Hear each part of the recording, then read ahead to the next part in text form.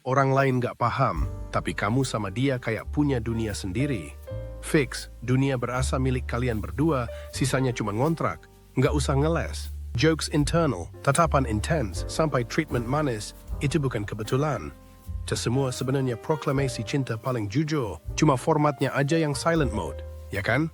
Kalau kamu pernah punya dunia berdua sama seseorang, coba cerita di komen ya.